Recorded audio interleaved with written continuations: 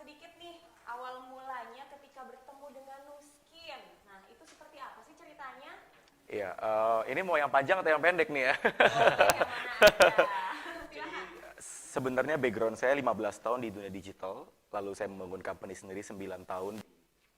Kita membangun nama company namanya Ethnovate. Nah, background saya sebenarnya membangun beberapa unit bisnis, tapi juga saya sebagai trainer. Saya sebagai trainer, saya menjalankan beberapa unit bisnis termasuk retail, fashion, kuliner, platform, saya bikin beberapa bisnis juga. Tetapi memang passion saya ngajar. Bapak ibu saya guru, jadi entah kenapa jadi turun ke anaknya gitu ya. Saya suka ngajar. Nah, singkat cerita, saya mengenal Nuskin itu persis 2018, setahun yang lalu. Baru ya? Jadi ini anniversary saya setahun, anniversary persis 12 bulan, hampir 13 bulan lah. Dan saya mengenal Nuskin sebenarnya, saya udah tahu Nuskin 3 tahun yang lalu, tetapi saya nggak tahu Nuskin itu apa, cuma tahu aja Nuskin, kayak gitu. Mungkin jualannya care, itu aja yang saya tahu. Nah, singkat cerita ketika Agustus 2018 tahun lalu, saya diundang untuk mengisi acara di Nuskin, satu organisasi di Nuskin, saya diundang mengisi tentang social media marketing. Dan saat itu saya tidak tahu Nuskin, cuma saya ngajar aja. Cuma sesuatu yang aneh adalah, pertama kali saya ke kantor Nuskin yang di Jakarta, ini kok gede banget kantornya, kok putih semua, dan benar-benar agak berbeda dengan perusahaan-perusahaan yang lain sejenis. Saya mengisi di depan 500 orang, kok beda orang-orangnya ya? Ini kayak bukan perusahaan yang seperti ini gitu ya. Antusiasmenya, semangatnya, testimonialnya, terus seremoninya, ilmunya, dan saya ngajar, dan sampai jam 9 malam loh. Saya ngajar dari setengah 8, 9 itu mereka sangat-sangat bersemangat. Nah, saat itu saya ngajar, terus saya ngobrol dong. Waktu saya ngajar kan pasti nanya, ini Nuskin itu apa? Jadi terpapar lah saat itu, terpapar. Dan dari sana saya akhirnya mempelajari, oh Nuskin itu ini, kayak gitu sih. Dan saya tahu, saya mengenal pertama kali itu sih. Belum sampai join, tetapi itu baru terpapar pertama. Impresinya udah berbeda banget saat itu. Oke. Ya. Jadi kalau bisa dibilang Pak Hermas ini mengenal Nuskin cukup singkat ya?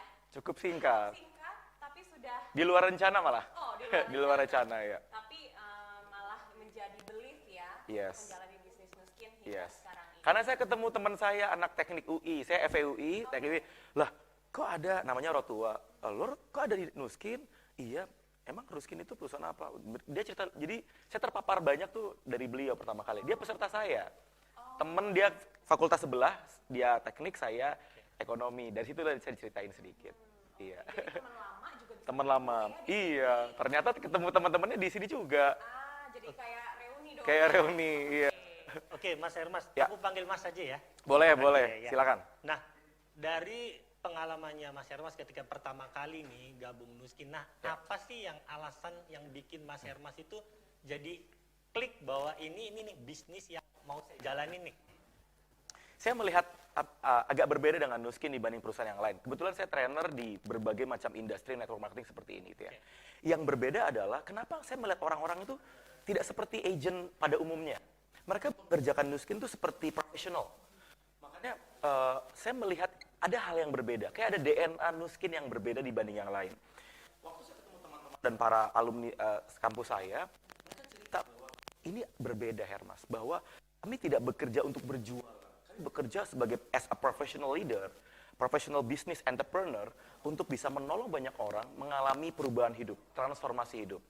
Jadi belief saya pertama kali ketika, sebenarnya belief saya bukan cuma produk, Mas Chandra. Belief saya ketika ada banyak orang yang berubah. Karena kalau satu dua orang yang berubah namanya kebetulan.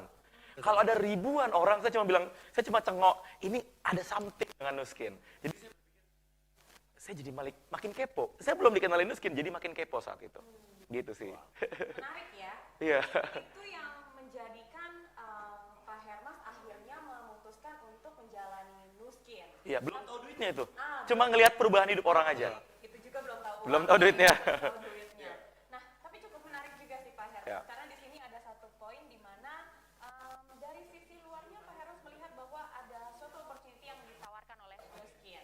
Nah, tapi kalau boleh tahu nih Pak Hermas, big why-nya tuh apa sih akhirnya bisa meyakinkan Pak Hermas untuk mau menjalani bisnis Nuskin secara full time sampai dengan sekarang? Ya, jadi setelah saya 1 bulan, jadi 1 bulan berselang, Agustus Lalu Oktober saya mengenal Nuskin secara detail tentang uangnya, duitnya, peluang bisnisnya. Ketika saya dipaparkan itu namanya Dr. Yulia Sari, saya diceritakan secara detail tentang 5 hal penting. Dan ada hal yang menarik yang saya tidak temukan di berbagai macam bisnis. Saya 9 tahun berbisnis. Berbagai macam bisnis mulai dari platform, jualan makanan, kosmetik, saya jualan skincare juga, herbal, suplemen, saya jualan jualan.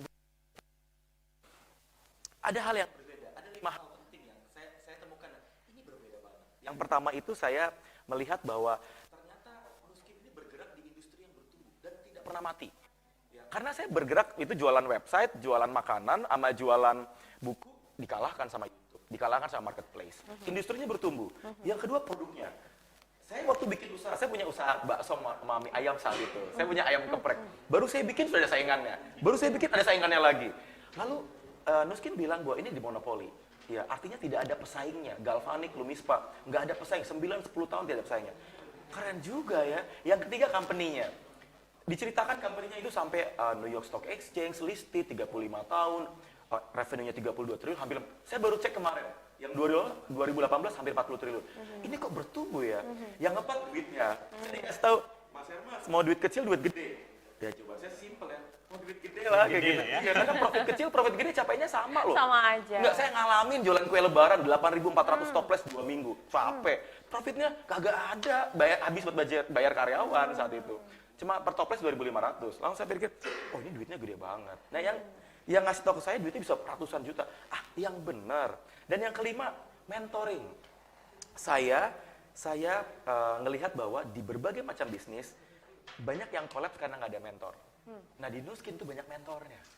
Dan saya melihat bahwa yang paling mahal tuh sebenarnya adalah tidak hanya produk, industri, dan company, tapi juga ada mentoringnya. Itu yang mahal sih. Dan sistemnya. Artinya kalau dulu saya punya cabang sampai 7. Baru 2 aja pusing. 1 saya jagain, yang kedua udah ketilep. Diambil sama karyawan duitnya waktu itu. Yang ketiga, yang keempat, amburadul. Tapi ini saya hampir punya 1.000 orang di tim saya, tapi di berbagai macam kota itu berjalan sesuai sistem. Yang saya bersyukur, yang bikin saya why-nya, dan saya akan menjalankan bisnis jangka panjang, karena ada something yang membuat ini menjadi salah satu, kalau di anak FA itu bilangnya competitive advantage yang nggak dimiliki oleh perusahaan lain. Itu sih yang saya rasakan gitu ya. Oh, jadi dalam waktu 1 tahun Mas Hermas sudah temukan why-nya dan sangat 1 besar. bulan saat itu. Oh, 1 bulan. Setahun Hanya itu 1 perjalanan bulan. di 1 bulan gitu. Oke. Oh, karena saya mungkin terpapar oleh banyak leader ya. Jadi keren. Oke, jadi